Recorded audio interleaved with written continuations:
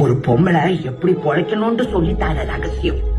கையில கிடைக்கிற காசு செலவுக்கு போக நாளைக்கு ஒண்ணுன்னு கொஞ்சண்டாவது சேர்த்து வச்சு வந்தோண்டா ஒரு நாளை எதிர்பாராம ஏதாவது ஒண்ணு நடந்து பெருங்கைய வலிச்சு திங்கிற வேலை வரப்ப அவ அத்தனை நாள் சிக்கனமா பொழைச்ச பொழப்ப யாருக்கையும் எதிர்பார்க்காம அடுத்த குழியில அவளுக்கு சேமிப்பா திரும்பி வரும்.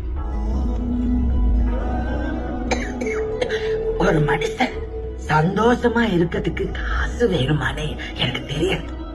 ஆனா மரியாதையா இருக்கிறதுக்கு கண்டிப்பா காசு வேணும்.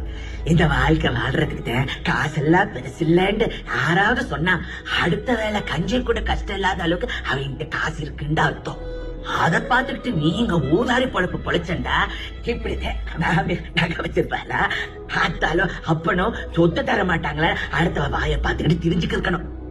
பொழைக்கிற பொழப்புக்கு தாண்டி முதல்ல ஒரு பொம்பளைக்கு சுதந்திரம் வேணும். அப்படி அது மட்டும் இருந்துட்டா மத்த சுதந்திரம் எல்லாம் அடுத்தவ என்ன உனக்கு தாரது?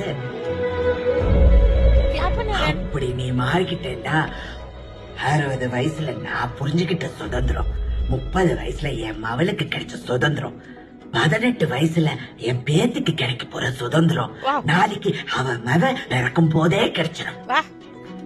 டயலாக் இந்த ஊர்ல இருக்கிற கிழக்கு கட்டை